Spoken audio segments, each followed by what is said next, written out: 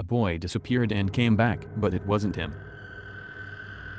My name is Amelia. My last name is not important. I live on the East Coast. The exact state is not important. For now. For the last 3 years, I have lived in this state and things are pretty typical sleepy little town where I'm living. A small, rural town that most, if not all, people would not be able to find on a map. Everything was fine in this town for a long time, considering all the things going on in the world right now. People were doing okay and no one complained much to my knowledge, even the little kids who couldn't go on the school playground anymore. One day things changed, and I can remember the day perfectly. The weather was gorgeous for March and I wanted to bask in the sunshine all day, sitting in my front yard on a beach towel. I lounged, reading a magazine while my mom was working on her flower bed and my dad was gone to the landfill. Suddenly, down the street, we heard the most god-awful screaming that I've ever heard in my life. Like, someone sounded like they were being stabbed to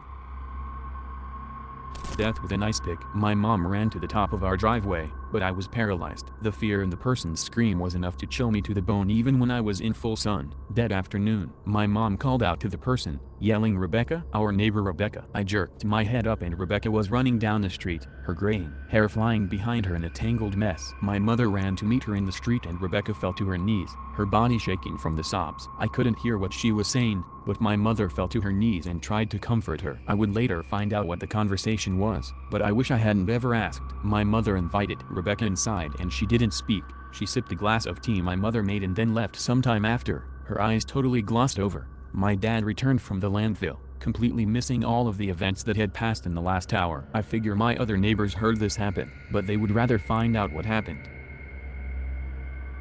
through the grapevine rather than asking themselves. Go figure. At dinner, a meal I cannot remember, my mother explained to my dad what had happened and also told what she and Rebecca had talked about. Rebecca's son had gone missing. Someone called the police to report a car that was abandoned on a back road. The door open and the lights out. The car presumably dead. The person who found it called it into the local police station and they ran the tag before driving out to inspect the vehicle. It was registered to Rebecca's husband, but it wasn't his car. It was their son Mitchell's car. Apparently, he went out 2 days ago to a party out in the next county, so Rebecca and her husband assumed he had just stayed the night so as not to have to drive back at night. Mitchell hated driving at night. They tried calling his phone once they found out his car was abandoned, but nothing happened. No answer, just straight to voicemail each time they called. Rebecca went into hysterics because she had gone a full 24 hours without hearing a peep out of Mitchell. It made me sick to my stomach to hear my mother talk about this. Things like that weren't supposed to happen here. The rest of the meal was quiet, my dad not even making a joke to try to lighten the mood. Mitchell and I were set to graduate together before school was cancelled, but I didn't really know him. It still shakes you up to hear about something like that though. I went to bed and the next day passed uneventfully, save for Rebecca starting to hang up posters with Mitchell's face on them on light poles around town. "Have you seen me?" The flyer read in bold black letters. No calls came in that day. 2 days after Mitchell disappeared, another car was found abandoned along a different back road, but it was the same kind of situation. Door left open and the battery dead. The same day, Mitchell came wandering back into town. It was said that he was covered in dust, his hair unruly and greasy. His cheeks looked sunken and hollowed out, his eyes wild, but dead at the same time. It was probably horrifying. An elderly woman working a fruit stand on the outskirts of the main part of town called into the number on a poster she was given, Rebecca's number, to report him walking into town. Just walking, not flagging down anyone for help or anything. Rebecca drove out to the area and eventually caught him walking in a residential area. I eventually saw Rebecca driving down the street, since I was outside once again, lounging on the same towel. Mitchell was looking blankly forward in the car. I got the same sick feeling in my stomach. He just looked off. I can't explain it, but for someone who was missing for 2 days, he had no affection for his mother and she looked almost afraid to have him in the car. I then folded my towel and took it inside. That night, after a dinner I clearly remember, grilled chicken, freezer French fries, I went to bed, my stomach still hurting. I decided I wanted to go check out the area where Mitchell's car went missing. Call me a stereotypical white girl going to investigate where she shouldn't, but the curiosity was getting the better of me. The kid comes home, hollowed out and wilted looking.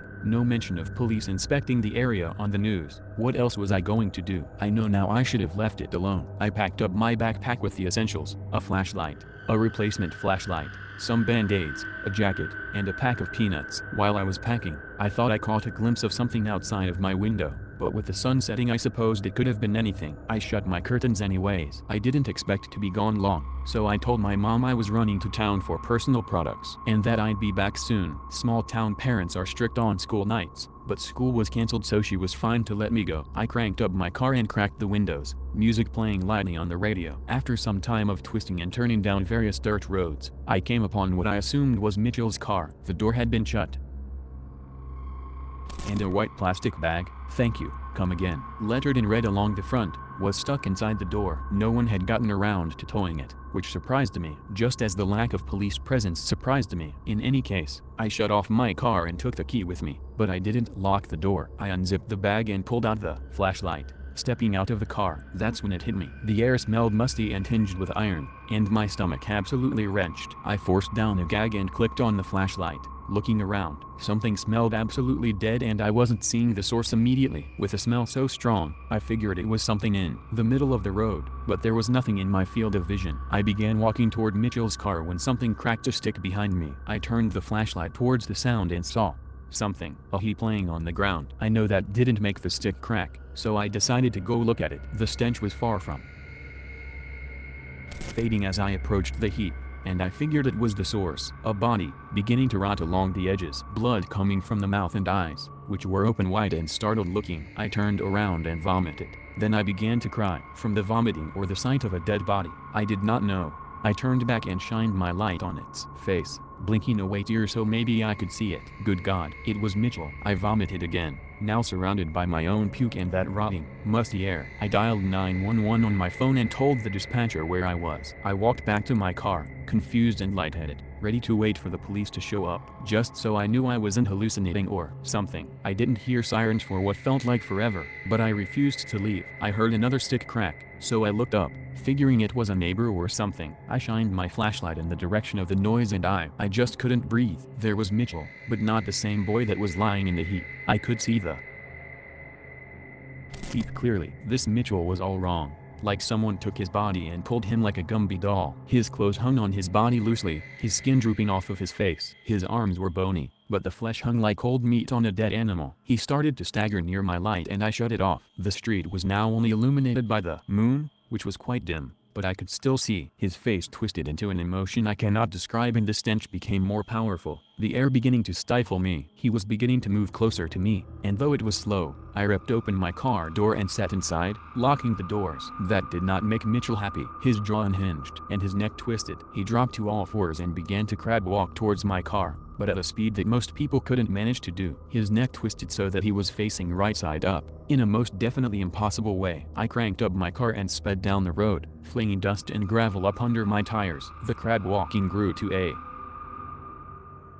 pace like that of a dog running after a small animal, the loose skin seeming to fall off of the bony frame. His body turned red from my taillights and I ran at a speed I shouldn't have all the way home. When I got to my driveway, I was hyperventilating and realized the police hadn't arrived before I left. I hoped to God that they found what I saw. I went to sleep in the living room that night, the TV on some baking channel. I don't remember walking inside or settling in my dad's armchair, but I did it according to how I woke up the next morning. It has been a week since this occurred. The news showed the scene of Mitchell's car surrounded by police tape, a deputy loading the heap I assumed to be the real Mitchell into a van to take to the coroner's office. There was no discussion of the creature I saw. Rebecca has yet to process any of this, I don't think, but then again neither have I. We just have experienced different things. I don't know if I can ever just forget what I saw. I'm coming to this subreddit for help figuring out what I encountered. I just need peace of mind. I haven't slept well the past 5 nights and I keep feeling like something is watching me outside my window. I can't open my curtains. Please,